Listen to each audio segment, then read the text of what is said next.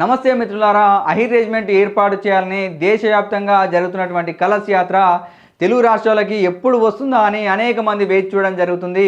కలశ యాత్రకు సంబంధించి ఆంధ్రప్రదేశ్లో ఏ తేదీల్లో ఎక్కడెక్కడ యాత్ర కొనసాగుతుంది, ఏ ప్రాంతాల్లో ఎవరెవరు కోఆర్డినేటర్గా వ్యవహరిస్తున్నారు అనేది షెడ్యూల్ విడుదలైంది. రెజంగ్ల కలశ యాత్ర రూట్ మ్యాప్ ఆంధ్రప్రదేశ్ను కనుక గమనిస్తే పక్కన టేబుల్లో కనిపిస్తుంది చూడండి. అఖిల భారత యాదవ మహాసభ ఆంధ్రప్రదేశ్ వాళ్ళు ఈ యొక్క షెడ్యూల్ని విడుదల చేయడం జరిగింది. దీనికి రాష్ట్ర అధ్యక్షులుగా సమ్మాన్ మహేశ్వరి యాదవ్ గారు కొనసాగుతున్నారు. అదేవిధంగా కలశ యాత్ర కన్వీనర్గా బంక దత్తు యాదవ్ వ్యవహరిస్తున్నారు. ఇక మొదటి రోజు కనుక యాత్రను గమనిస్తే జూన్ 30న ఇచ్చాపురంలోకి యాత్ర ఎంటర్ అవుతుంది. దీనికి ఇన్ఛార్జిగా సోమయ్య యాదవ్ గారు వ్యవహరిస్తున్నారు. అతని ఫోన్ నెంబర్ కూడా ఇక్కడ కింద ఇవ్వబడింది.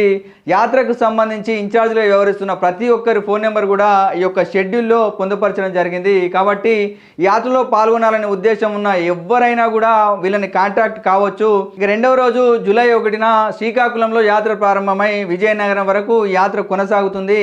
ఈ ఏరియాలో ఇన్ఛార్జిగా కె లోకేష్ యాదవ్ గారు ఇన్ఛార్జిగా వ్యవహరించడం జరుగుతుంది. మూడవ రోజు జూలై 2న వైజాగ్ నుంచి కోటపాడు వరకు యాత్ర కొనసాగుతుంది.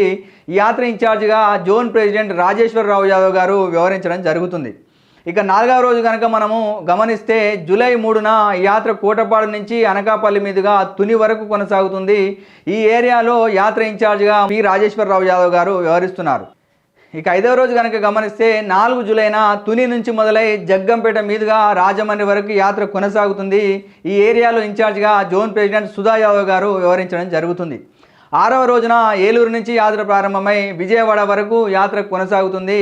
దీనికి national executive member Sriramulu Yadav గారు ఇన్ఛార్జిగా వ్యవహరించడం జరుగుతుంది. ఇక 7వ రోజున విజయవాడలో యాత్ర ప్రారంభమై గుంటూరు వరకు ఈ యొక్క యాత్ర కొనసాగుతుంది. ఈ ఏరియాలో ఇన్ఛార్జీలుగా జోన్ ప్రెసిడెంట్ నాగమల్లేశ్వరి యాదవ్ వ్యవహరించనున్నారు. ఇక 8వ రోజు కనుక మనం గమనిస్తే జూలై 7న బాపట్ల నుంచి యాత్ర ప్రారంభమై చీరాల మీదుగా ఒంగోలు వరకు యాత్ర కొనసాగుతుంది. దీనికి ఇన్ఛార్జిగా CR president T Lakshmi Prasad Yadav గారు వ్యవహరిస్తున్నారు. 9వ రోజు కనుక గమనిస్తే జూలై 8న ఒంగోలులో యాత్ర ప్రారంభమై పొదిలి మీదుగా గిద్దలూరు వరకు యాత్ర కొనసాగుతుంది. ఇక్కడ యాత్ర ఇన్ఛార్జిగా డిటి ప్రెసిడెంట్ సుబ్బారావు యాదవ్ గారు వ్యవహరించడం జరుగుతుంది.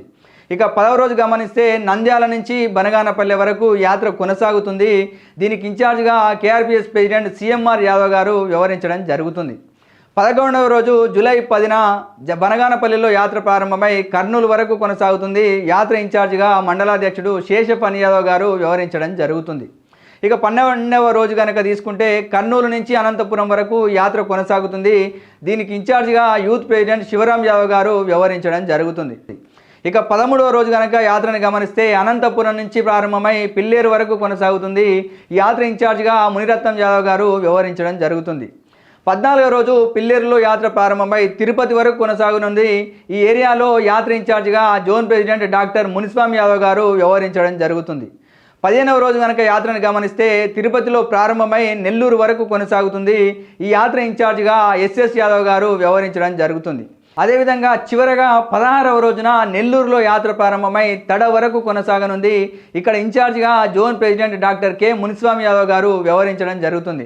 కాబట్టి సోదరులారా, యాదవ యువకుల్లారా, యాదవ మేధావుల్లారా, యాదవ నాయకుల్లారా, అహిర్ రెజిమెంట్ మన హక్కు. ఎన్నో ఏళ్ల నుంచి మన యాదవ పెద్దలు అహిర్ రెజిమెంట్ ఏర్పాటు చేయాలని ఎంతో శ్రమించడం జరుగుతుంది, ఎన్నో ఉద్యమాలు చేయడం జరుగుతుంది. కానీ ప్రభుత్వాలు హామీ ఇచ్చుకుంటూ మోసం చేస్తూనే ఉన్నాయి. ఇప్పటికైనా మనం కళ్ళు తెరిచి చైతన్యం కావాల్సినటువంటి అవసరం ఉంది. మన వాటా కోసం కొట్లాడాల్సినటువంటి అవసరం ఉంది. మన హక్కులు సాధించుకోవాల్సినటువంటి అవసరం ఉంది. ఈ సమాజంలో దేశ సంపదలో యాదవులకు రావాల్సిన వాటా దక్కించుకోవాల్సినటువంటి బాధ్యత ప్రతి ఒక్క యాదవ సోదరుని పైన ఉంది. కాబట్టి ప్రతి ఒక్కరు కూడా యాత్రలో పాల్గొని విజయవంతం చేయాల్సిందిగా కోరుకుంటూ చూస్తూనే ఉండండి యాదవ్ విజన్ ఛానల్. ఇలాంటి మరిన్ని అప్డేట్స్తో మేము ముందుకు వచ్చే ప్రయత్నం చేశాను. కాబట్టి మా యొక్క ఛానల్ని లైక్ చేయండి, షేర్ చేయండి, సబ్స్క్రైబ్ చేయండి. ధన్యవాదాలు.